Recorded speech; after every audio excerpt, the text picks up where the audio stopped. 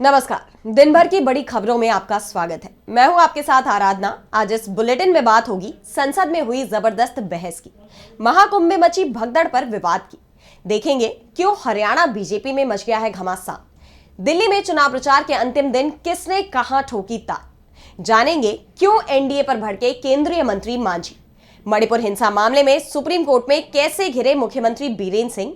और बुलेटिन के आखिर में देखेंगे जाने माने कार्टूनिस्ट इरफान की किस खबर पर पड़ी तिरछी नजर। लेकिन दिन भर की तमाम बड़ी खबरों से पहले एक नजर आज की सुर्खियों पर।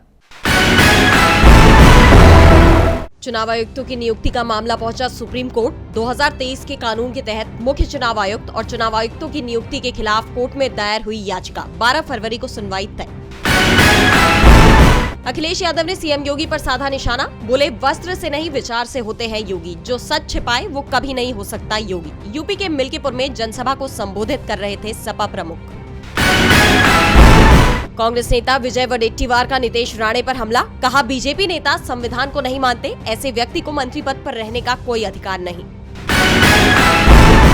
शेयर बाजार में गिरावट। 319 अंकों की गिरावट के साथ 77,186 पर बंद हुआ सेंसेक्स, तो 121 अंकों की गिरावट के साथ 23,361 पर बंद हुआ निफ्टी। ये तो थी सुर्खियां। अब बात आज की सबसे बड़ी खबर की। संसद में राष्ट्रपति के अभिभाषण पर धन्यवाद प्रस्ताव पर चर्चा शुरू हुई। लोकसभा में इस पर बोलते हुए विपक्ष के नेता राहुल गांधी ने मोदी सरकार पर तीखे हमले किए। उन्होंने चुनाव आयुक्त की नियुक्ति से लेकर महाराष्ट्र चुनाव में हुए धांधली का भी मुद्दा उठाया, तो भागवत से लेकर नरेंद्र मोदी तक सभी पर तीखे हमले किए। तो क्या कुछ कहा राहुल गांधी ने, देखिए इस रिपोर्ट में। लोकसभा में बजट सत्र के तीसरे दिन विपक्ष के नेता राहुल गांधी ने संसद में सरकार को घेर लिया। राष्ट्रपति के अभिभाषण पर धन्यवाद प्रस्ताव पर बोलते हुए राहुल गांधी ने कहा कि राष्ट्रपति के भाषण में कुछ भी नया नहीं था, सब कुछ पहले की बातें ही दोहराई गई। प्रधानमंत्री मोदी के मेक इन इंडिया को राहुल ने अच्छा आइडिया बताया, लेकिन ये भी कह दिया कि वो इसमें फेल हो गए। राहुल ने कहा कि मैन्युफैक्चरिंग सेक्टर की हिस्सेदारी 2014 में 15.3% से घटकर आज 12.6% रह गई है। ये 60 वर्षों में सबसे कम है। उन्होंने चुनाव आयुक्त की नियुक्ति प्रक्रिया पर भी सवाल उठाए। मोदी सरकार से पूछा कि आखिर सीजीआई को चुनाव आयुक्त चुनने वाली कमेटी से क्यों हटाया गया। अब कमेटी में मोदी और शाह हैं। ऐसे में मैं अगर इस बैठक में शामिल होता भी हूं तो क्या करूंगा, सरकार तो सुनेगी नहीं। राहुल ने सीधे सीधे चुनाव आयुक्तों की नियुक्ति पर ही सवाल उठा दिए। इसी के सहारे उन्होंने चुनाव आयोग को भी घेर लिया। राहुल ने कहा कि महाराष्ट्र में हाल ही में हुए विधानसभा चुनाव के नतीजे संदेह में हैं। 5 महीने में ही महाराष्ट्र में इतने नए मतदाता जोड़ दिए गए जो 5 साल में भी नहीं जोड़े गए थे। शिरडी की एक बिल्डिंग में 7,000 नए वोटर ऐड हुए हैं। मैं कोई आरोप नहीं लगा रहा हूँ, सिर्फ ये कह रहा हूँ कि कुछ ना कुछ दिक्कत है। अब दिलचस्प बात यह है कि नए वोटर्स उन्हीं विधानसभाओं में ज्यादा हैं जहां बीजेपी जीती है। हिमाचल प्रदेश जितने बड़े वोटर्स लोकसभा के बाद जादू से महाराष्ट्र में कैसे गए। इलेक्शन कमीशन से हम कह रहे हैं कि हमें लोकसभा की वोटर लिस्ट इलेक्ट्रॉनिकली दीजिए, लेकिन हमारी सुनवाई नहीं हो रही है। राहुल ने देश की सुरक्षा का मुद्दा भी उठाया। कहा कि आज हमारे सामने चीन है। प्रधानमंत्री ने इस बात से इनकार कर दिया है कि चीन सेना ने हमारी सीमा में घुसपैठ की। आर्मी उनसे सहमत नहीं थी। राहुल ने पिछले बजट की हलवा बांटने वाली फोटो का जिक्र करते हुए कहा कि हैरान हो गया कि इस बार हलवा वाली फोटो ही हटा दी गई। हलवा खिलाया, लेकिन किसको खिलाया। उन्होंने ये भी कहा कि बीजेपी के ओबीसी सांसद मुंह नहीं खोल सकते। बीजेपी के ओबीसी एसटी सांसदों को कोई पावर नहीं है। संसद में विपक्ष ने सरकार पर ताबड़तोड़ हमले किए। संविधान से लेकर महाकुंभ में भगदड़ तक सवाल उठाए। महाकुंभ में हुई इस घटना ने केंद्र की मोदी सरकार और राज्य की योगी सरकार को गंभीर सवालों के घेरे में ला दिया है। वहीं सुप्रीम कोर्ट में भी महाकुंभ को लेकर आज सुनवाई हुई।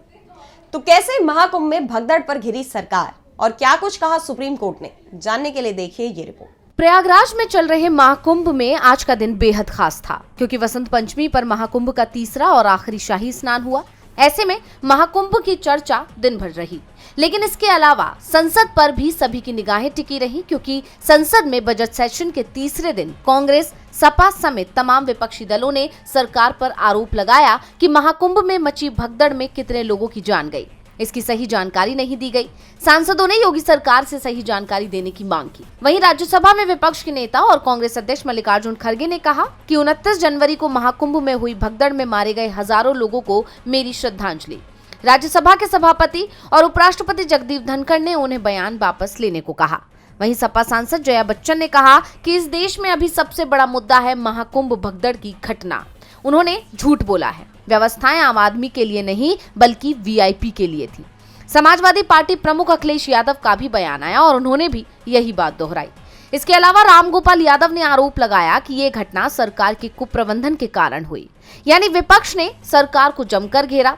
इसके अलावा सुप्रीम कोर्ट ने भी हादसे पर अपना दुख जाहिर किया, लेकिन साथ ही कहा कि प्रधान न्यायाधीश संजीव खन्ना और न्यायमूर्ति संजय कुमार की पीठ ने उत्तर प्रदेश सरकार की इस दलील पर गौर किया कि इस मामले पर इलाहाबाद हाई कोर्ट में पहले ही एक याचिका दायर की जा चुकी है और मौजूदा याचिका की शीर्ष अदालत में सुनवाई नहीं की जानी चाहिए। शीर्ष अदालत ने भगदड़ को दुर्भाग्यपूर्ण घटना करार देते हुए याचिकाकर्ता और अधिवक्ता विशाल तिवारी को इलाहाबाद हाई कोर्ट का रुख करने को कहा।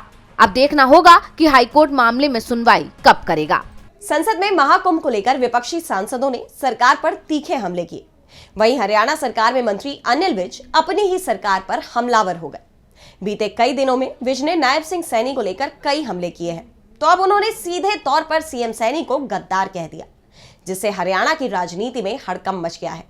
तो क्या है पूरी खबर, जानने के लिए देखिए ये रिपोर्ट। हरियाणा के ऊर्जा और परिवहन मंत्री अनिल विज ने सीएम नायब सिंह सैनी को निशाने पर ले लिया है। विज ने सोशल मीडिया एक्स पर सैनी समर्थकों की 17 तस्वीरें शेयर की हैं, जिनमें ये समर्थक सीएम सैनी और अनिल विज के खिलाफ चुनाव लड़ने वाली पूर्व कांग्रेसी मंत्री की बेटी चित्रा सरवारा के साथ दिखाई दे रहे हैं। विज ने इन तस्वीरों को एक ही वीडियो में जारी करते हुए बैकग्राउंड में क्या मिलिए ऐसे लोगों से जिनकी फितरत छिपी रहे, नकली चेहरा सामने आए, असली सूरत छिपी रहे गाना लगाया।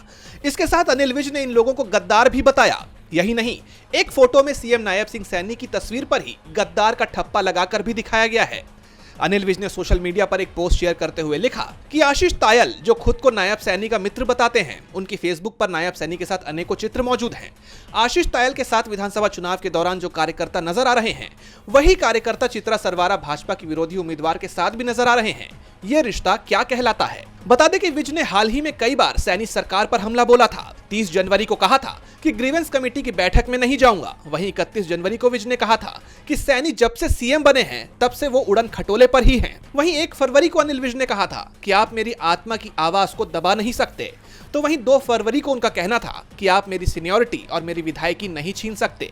यानी देखा जाए तो मंत्री अनिल विज ने एक तरह से अपनी ही सरकार के खिलाफ मोर्चा खोल दिया है। हरियाणा में अपने ही मंत्री ने सैनी सरकार की मुश्किलें बढ़ा दी हैं। इस बीच दिल्ली चुनाव भी दिलचस्प होता नजर आ रहा है।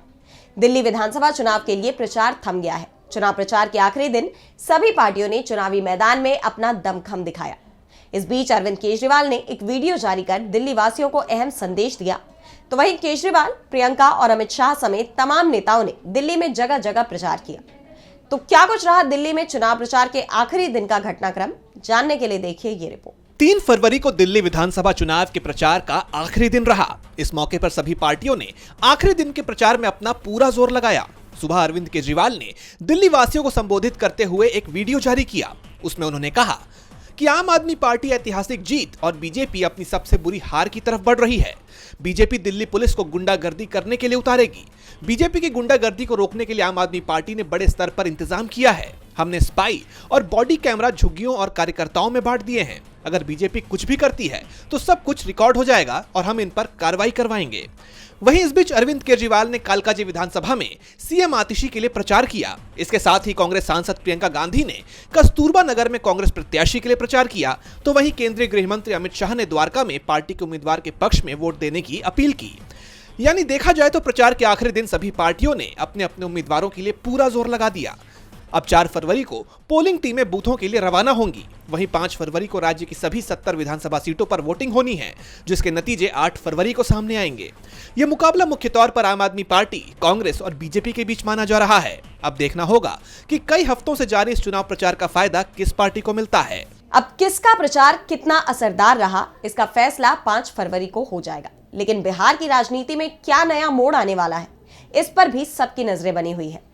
विधानसभा चुनाव को लेकर सभी राजनीतिक दल अभी से मैदान में है। ऐसे में एनडीए में अभी से खींचतान शुरू हो गई है। सीट बंटवारे को लेकर एनडीए के सहयोगी दलों में असंतोष साफ दिखाई दे रहा है। केंद्रीय मंत्री जीतन राम मांझी लगातार तीखे तेवर दिखा रहे हैं और इसी कड़ी में एक बार फिर उन्होंने बड़ा बयान दिया है, जिसे लेकर सियासी सरगर्मियां तेज है। तो क्या कुछ कहा मांझी ने? क्या एनडीए में होने वाली है बड़ी टूट? जानने के लिए देखिए ये रिपोर्ट। बिहार एनडीए में लगातार खटपट की खबरें सामने आ रही है। केंद्रीय मंत्री जीतन राम मांझी एक के बाद एक बड़े बयान दे रहे हैं। उनके बयानों ने एनडीए की एकजुटता को सवालों के घेरे में ला दिया है और अब एक बार फिर उन्होंने अपनी 20 सीटों की मांग को दोहराया है। मांझी ने कहा कि गठबंधन में 5 दल है, जिनमें से 2 बड़े दल अधिक सीटें ले लेते हैं, बाकियों को उचित हिस्सेदारी नहीं मिलती।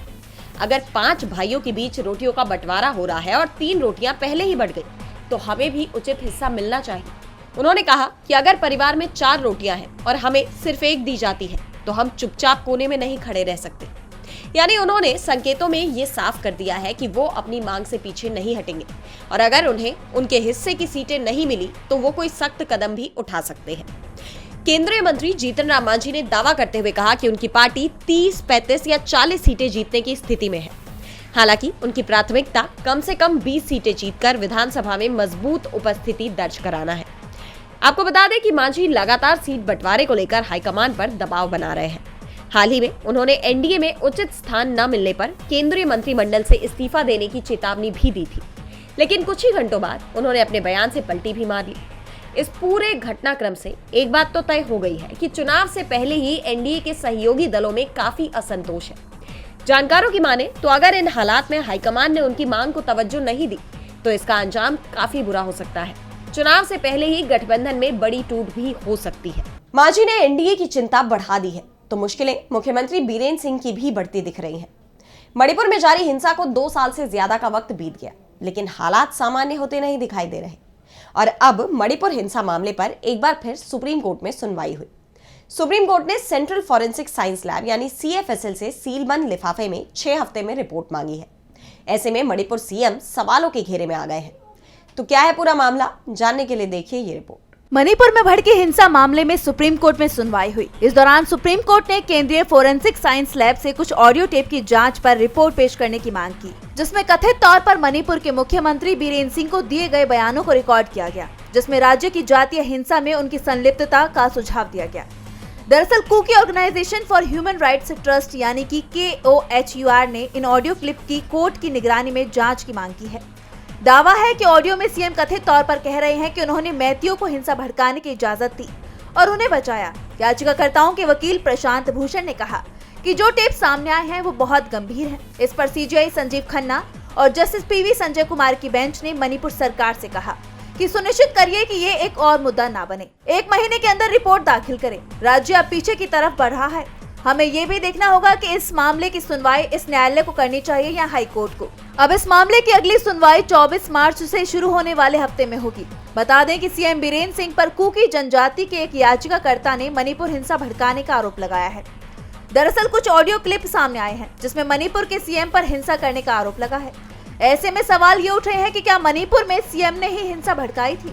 मणिपुर हिंसा को लेकर हर तरफ सवाल है और सबकी निगाहें सुप्रीम कोर्ट पर टिकी हुई है।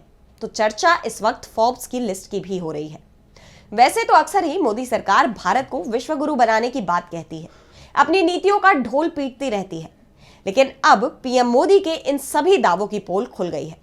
अमेरिकी बिजनेस पत्रिका फोर्ब्स ने एक सूची जारी की है जिसमें दुनिया के शक्तिशाली देशों की रैंकिंग की गई है, लेकिन इस सूची में भारत को बड़ा झटका लगा है।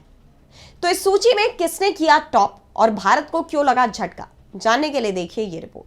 फोर्ब्स ने दुनिया के 10 सबसे शक्तिशाली देशों की लिस्ट जारी कर दी है। इस लिस्ट में सबसे बड़ा झटका भारत को लगा है। लंबे वक्त के बाद भारत को दुनिया के टॉप 10 शक्तिशाली देशों में जगह ही नहीं मिली। 2025 की इस नई लिस्ट में टॉप 10 में टॉप पर अमेरिका है, दूसरे नंबर पर चीन है, वहीं 10वें नंबर पर इजराइल काबिज है। $30.34 ट्रिलियन की जीडीपी के साथ अमेरिका पहले नंबर पर है, वहीं $19.53 ट्रिलियन की जीडीपी के साथ दूसरे नंबर पर चीन है।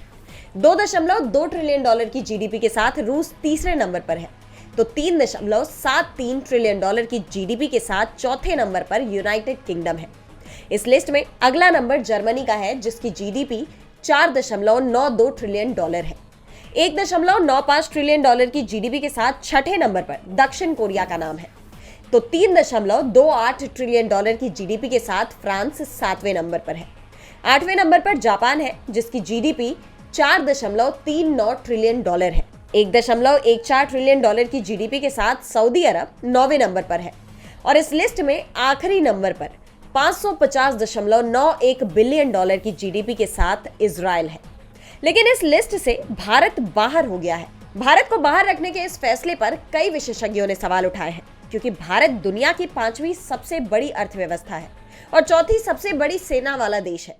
वहीं फोर्ब्स ने कहा कि वो रैंकिंग जारी करते वक्त कई तरह के पैरामीटर पर जांचता है, परखता है और फिर ये लिस्ट जारी की जाती है। इस लिस्ट से भारत को बड़ा झटका लगा है। साथ ही इस लिस्ट ने मोदी सरकार के विकास के दावों की पोल खोल दी है। और बुलेटिन के आखिर में देखेंगे जाने माने कार्टूनिस्ट इरफान की किस खबर पर पड़ी तिरछी नजर।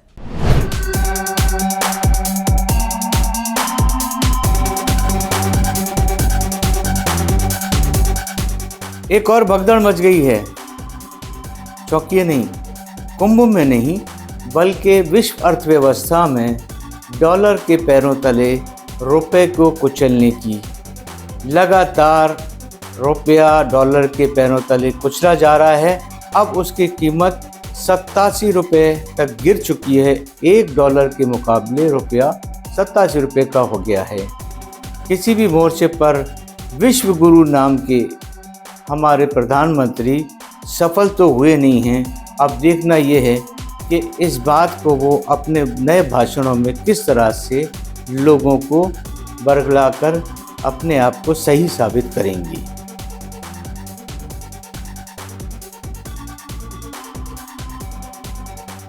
बहुत बहुत शुक्रिया इरफान जी। तो आज इस बुलेटिन में इतना ही। आप देखते रहिए डीबी लाइव। नमस्कार।